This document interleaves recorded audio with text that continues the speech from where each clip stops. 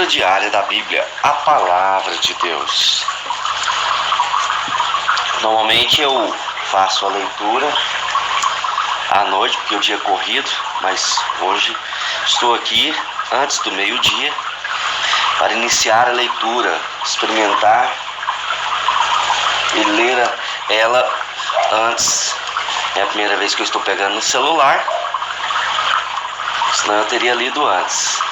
Estou tentando também parar de mexer tanto no celular, que eu tenho observado que esse século ele tem aprisionado as pessoas disfarçadamente, que o diabo é o pai da mentira, né? Através das redes sociais e trazido mais distanciamento ainda entre as pessoas.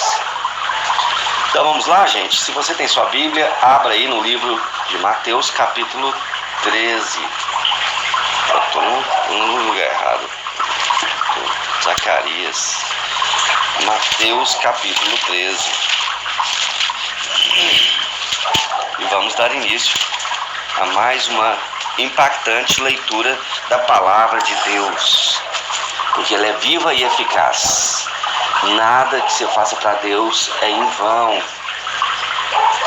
meu querido, minha querida. Por isso, agora mesmo faço compromisso. Ah, pastor, mas eu não li os outros capítulos.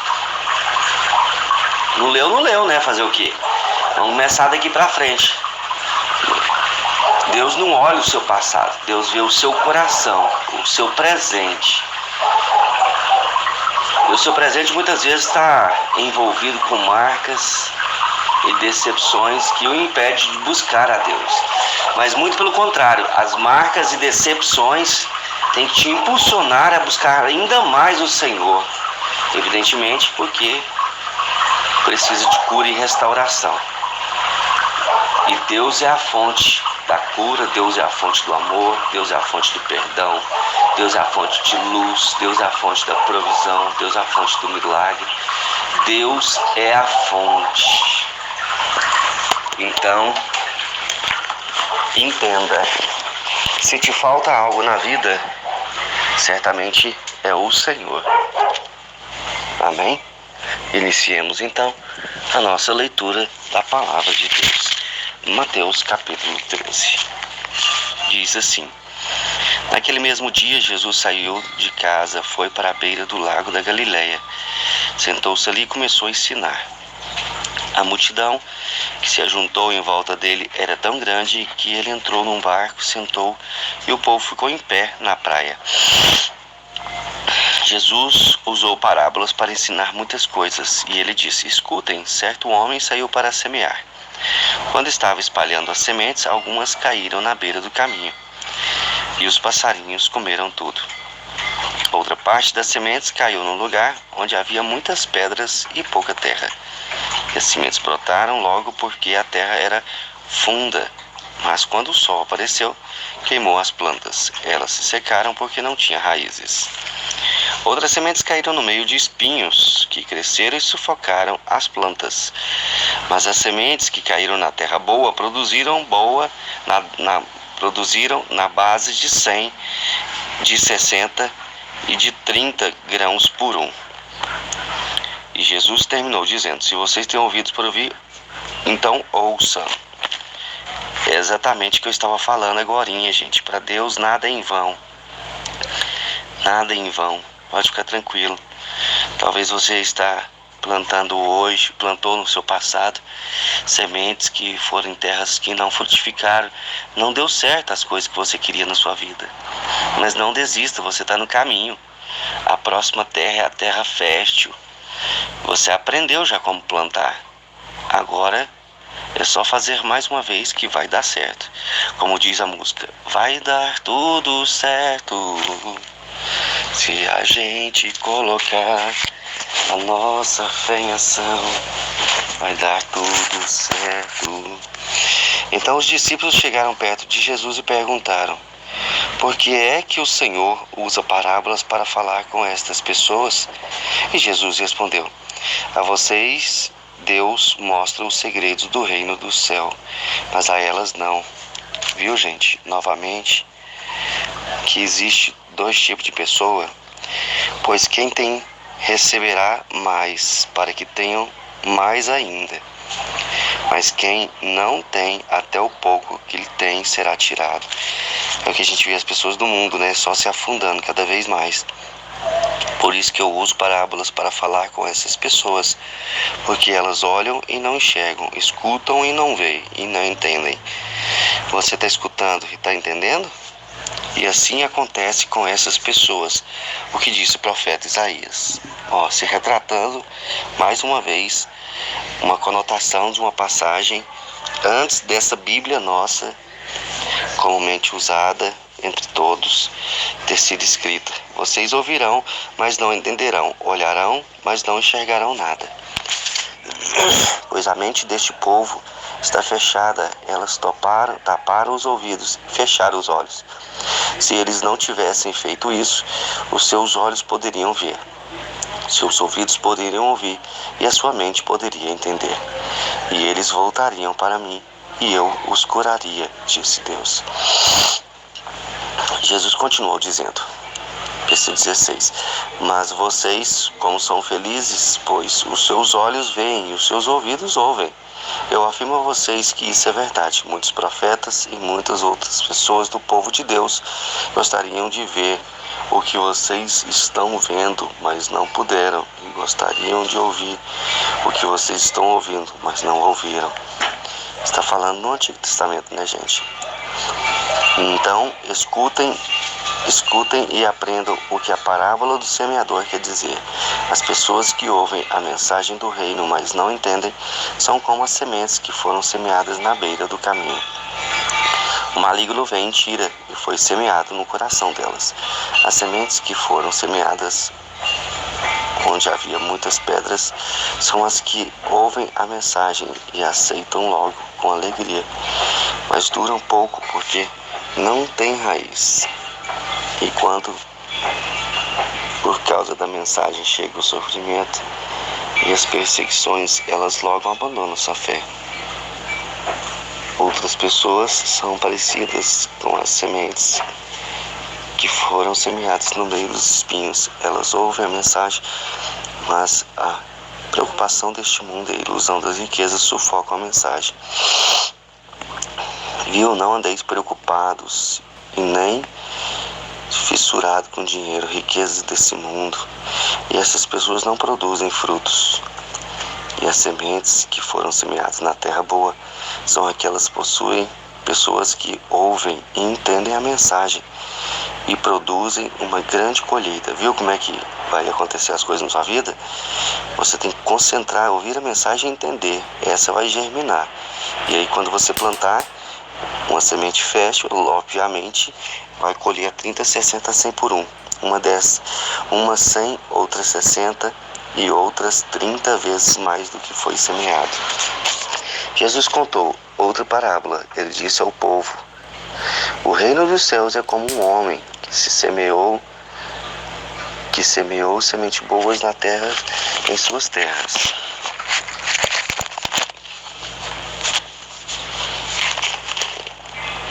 Certa noite, quando todos estavam dormindo, veio o inimigo, semeou no meio do trigo uma erva ruim chamada joio, e depois foi embora. Quando as pessoas cresceram, se formaram as espigas, o joio apareceu.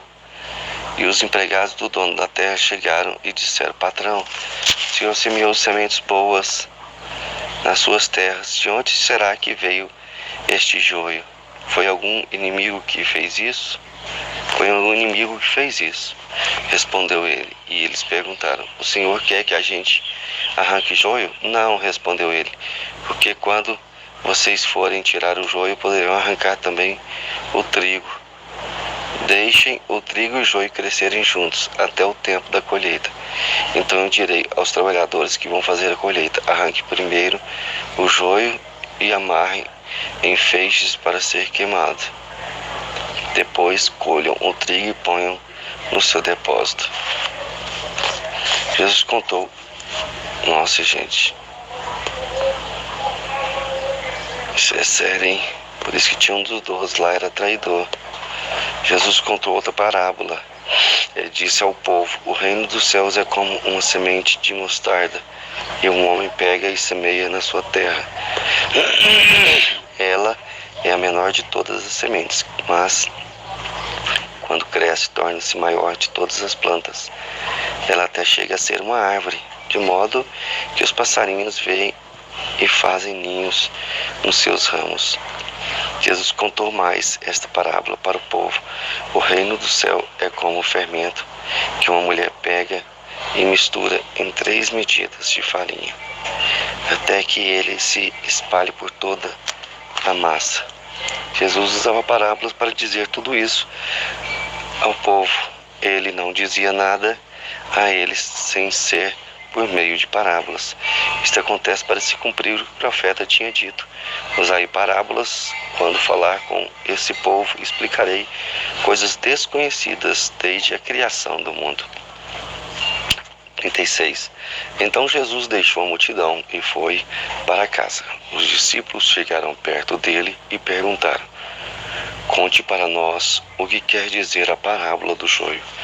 Jesus respondeu: quem semeia as sementes boas é o Filho do Homem. O terreno é o mundo. As sementes boas são as pessoas que permanecem no reino, e o joio, as que permanecem no maligno. O inimigo que semeia o joio é o próprio diabo. A colheita é o fim dos tempos, e os que fazem colheitas são os anjos. Assim como o joio é ajuntado e jogado no fogo, assim também será o fim dos tempos. O Filho do Homem mandará os seus anjos, e eles agitarão e tirarão do reino todos os que fazem com que os outros pequem, e também todos os que praticam o mal. Depois os anjos jogarão essas pessoas na fornalha de fogo, onde vão chorar e ranger os dentes de desespero. Então o povo de Deus brilhará como o sol do reino do seu Pai. E você tem ouvidos para ouvir? Ouça. Falo para você agora que está ouvindo aí o áudio. Ouça, ouça, meu querido, minha querida. 44. O reino do céu é como um tesouro escondido no campo, que certo homem acha e esconde de novo. Fica tão feliz que vende tudo que tem e depois volta e compra o campo. Dessa passagem até preguei sobre ela. 45. O reino dos céus também é como um comerciante que anda procurando pérolas finas. Quando encontra uma pérola que é mesmo de grande valor, ele vai e vende tudo que tem e compra a pérola. O reino do céu é ainda como uma rede que é jogada no lago. Ela apanha peixes de todos os tipos, e quando está cheia, os pescadores a arrastam para a praia e sentam para separar os peixes. Os que prestam são postos dentro dos cestos, e os que não prestam são jogados fora. No fim dos tempos também será assim. Os anjos sairão, separarão as pessoas más das boas, jogarão as pessoas más na fornalha de fogo, e ali eles vão chorar e ranger os dentes de desespero. Olha só, gente, falando sobre isso novamente. Lembra que eu falei? Quando fala mais 3 vezes já não é heresia. Então Jesus respondeu aos discípulos: vocês entenderam estas coisas? Sim, responderam eles. Jesus disse: por isso quer dizer que todo mestre da lei que se tornar discípulo do reino do céu é como um pai de família que tira do seu depósito coisas novas e coisas velhas. Você que está ouvindo esse áudio, quer ser um discípulo? Se você quiser, entre em contato conosco, 62 991 21 6989. 53. Quando Jesus acabou de contar essas parábolas, saiu dali e voltou para a cidade de Nazaré, onde ele tinha morado. Ele ensinava na sinagoga. Os que haviam escutado, admirados, perguntavam: de onde vem a sabedoria dele e o poder que ele tem para fazer milagres? Por acaso, não é ele filho do carpinteiro? A sua mãe não é a Maria? Ele não é o irmão do Tiago, do José, do Simão e do Judas? Olha os irmãos de Jesus, ó. Todas as suas irmãs não moram aqui? Olha aí as irmãs, ó. De onde é que ele consegue tudo isso? Por isso ficaram desiludidos com ele. Mas Jesus disse: um profeta é respeitado em toda parte, menos na sua terra e na sua casa. Jesus não pôde fazer muitos milagres ali, porque eles não tinham fé. Viu, gente? Não depende só da pessoa, depende da fé da pessoa. É uma via de mão dupla. Cada vez mais eu tenho revelação disso. Naquele tempo, Herodes, o governador da Galileia, ouviu falar a respeito de Jesus. Então, é incrível, né, gente? Ele disse aos seus funcionários: este homem é João Batista, que foi ressuscitado. Por isso este homem tem poder para fazer milagres. Pois Herodes tinha mandado prender João, amarrar as suas mãos e jogá-lo na cadeia.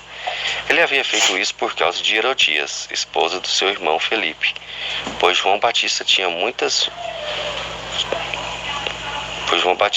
dito muitas vezes a Herodes: pela nossa lei você é proibido de casar com Herodias. Herodes queria matá-lo, mas tinha medo do povo, pois eles achavam que João Batista era profeta. No dia do aniversário de Herodes, a filha de Herodias dançou diante de todos. E ele gostou tanto que prometeu à moça: juro que darei tudo o que você me pedir. Segundo o conselho de sua mãe, ela pediu que era a cabeça de João Batista num prato, agora mesmo. O rei Herodes ficou triste, mas por causa do juramento que havia feito na frente de todos os convidados, ordenou o pedido da moça e ele foi atendido. E mandou que cortasse a cabeça de João Batista na cadeia. Ó, gente, discípulo querido, aí trouxeram a cabeça num prato, entregaram para a moça e ela levou para sua mãe. Então os discípulos de João levaram o corpo dele e o sepultaram. Depois foram contar isso a Jesus. Ao saber o que havia acontecido, Jesus saiu dali num barco. Foi sozinho para um lugar deserto, mas as multidões souberam onde ele estava, vieram dos seus povoados e seguiram por terra. Quando Jesus saiu do barco e viu aquele grande multidão, ficou com muita pena deles e curou os doentes que estavam ali. De tardezinha, os discípulos chegou perto de Jesus e disseram: já é tarde e este lugar é deserto. Mande essa gente embora, a fim de que vão para o povoado e comprem alguma coisa para comer. Versículo 16. Mas Jesus respondeu: eles não precisam ir embora. Deem vocês mesmos comida a eles. Ixi, agora complicou, hein, gente? Porque eram muitas pessoas. Vamos pensar aqui. Eram muitas pessoas que estavam lá e não tinha comida para todo mundo. Pensa você, está no meio de um projeto, não tem comida para todo mundo e as pessoas estão com fome. O que você faz? Clamar a Deus, né? Temos aqui 5 pães e 2 peixes. Pois tragam para mim, disse Jesus. Então mandou o povo sentar-se na grama. Depois pegou 5 pães e 2 peixes, olhou para o céu, deu graças a Deus, partiu os pães, entregou aos seus discípulos e estes distribuíram ao povo. Todos comeram e ficaram satisfeitos, e os discípulos ainda recolheram 12 cestos cheios de pedaços que sobraram. Os que comeram foram mais ou menos 5.000 homens, sem contar as mulheres e crianças. Logo depois, Jesus ordenou aos discípulos que subissem no barco e fossem para frente, para o lado oeste do lago, enquanto ele mandava o povo embora. Depois de mandar o povo embora, Jesus subiu o monte a fim de orar sozinho. Quando chegou a noite, ele estava ali sozinho. Naquele momento, o barco já estava no meio do lago e as ondas batiam com força no barco, porque o vento soprava contra ele. Já de madrugada, entre as 3 e as 6 horas, Jesus foi até lá, andando em cima da água. Quando os discípulos viram Jesus andando em cima da água, ficaram apavorados e exclamaram: "É um fantasma!" gritaram de medo. Neste instante, Jesus disse: "Coragem, sou eu, não tenham medo." Então Pedro disse: "Se é o Senhor mesmo, mande que eu vá andando em cima da água até onde o Senhor está." "Venha," respondeu Jesus. Pedro saiu do barco e começou a andar em cima da água em direção a Jesus. Porém, quando sentia a força do vento, ficou com medo e começou a afundar. E então gritou: "Socorro, Senhor!" Imediatamente Jesus estendeu a mão, segurou a Pedro e disse: "Como é pequena a sua fé, porque você duvida." Então os dois subiram no barco e o vento se acalmou. E os discípulos adoraram Jesus, dizendo: "De fato, o Senhor é o Filho de Deus." Ai, Senhor, as pessoas acreditam em Jesus quando vê esses sinais, né? Coisa engraçada.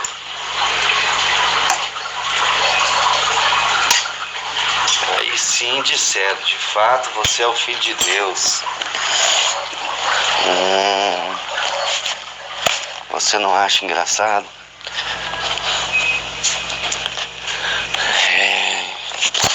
Vamos ler a palavra de Deus.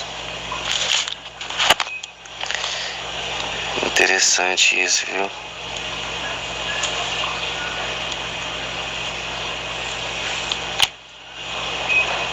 Interessante.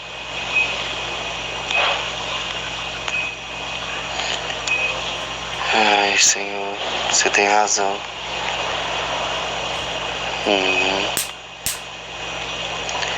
É verdade. Verdade. Vamos lá, gente, continuando. 34. Jesus e os seus discípulos atravessaram o lago e chegaram à região de Genezaré.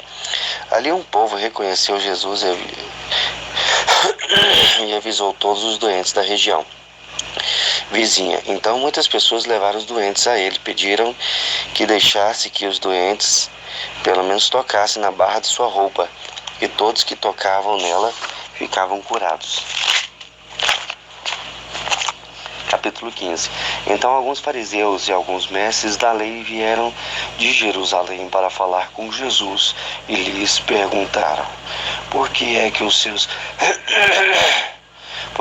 seus discípulos comem sem lavar as mãos, desobedecendo assim os ensinamentos que receberam dos antigos? E Jesus respondeu: E por que é que vocês desobedecem os mandamentos de Deus e seguem os seus próprios ensinamentos? Pois Deus disse: respeitai o seu pai e a sua mãe. E disse também: seja morto aquele que amaldiçoar o seu pai e sua mãe.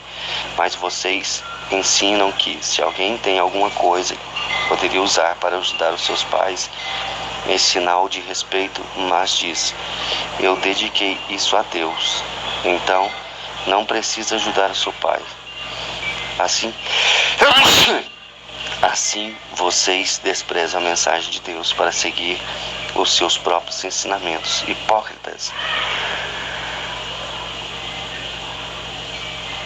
Isaías estava certo quando a respeito de vocês o seguinte disse: Deus disse: este povo com a sua boca diz que me respeita, mas na verdade o seu coração está longe de mim.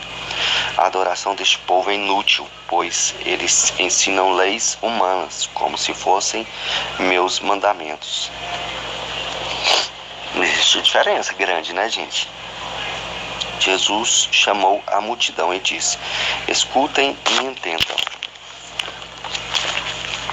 Não é o que entra pela boca que faz com que alguém fique impuro. Pelo contrário, o que sai da boca é o que torna a pessoa impura. Esse versículo também aqui é sobrenatural. É um versículo que você tem que decorar. Mateus capítulo 15, versículo 10. Não é o que entra pela boca, mas é o que sai da boca, o que sai do seu coração. Isso que é o que contamina. As pessoas têm medo de andar perto de pessoas e tal, sendo que dentro do seu coração já está amargo. Só vê pessimismo, só vê coisa ruim, só quer aproveitar da inocência dos outros. Então os discípulos chegaram perto dele e disseram: sabe que os fariseus ficaram escandalizados com o que o Senhor disse? E Jesus respondeu: toda planta que o meu Pai está no céu não plantou será arrancada. Não se preocupem com os fariseus, são guias cegos. E quando um cego guia outro, os dois acabam caindo no buraco. Então Pedro pediu: explique para nós aquilo que o Senhor disse antes. Jesus disse: vocês também ainda não entendem? O que entra pela boca vai para o estômago e depois sai do corpo. Mas o que sai da boca vem do coração. E isto que faz com que as pessoas fiquem impuras. Porque é do coração que vêm os maus pensamentos, os crimes de morte, o adultério, as imoralidades sexuais, os roubos, as mentiras e as calúnias. São essas coisas que fazem com que alguém fique impuro. Mas comer sem lavar as mãos não torna ninguém impuro. Aprendeu? Jesus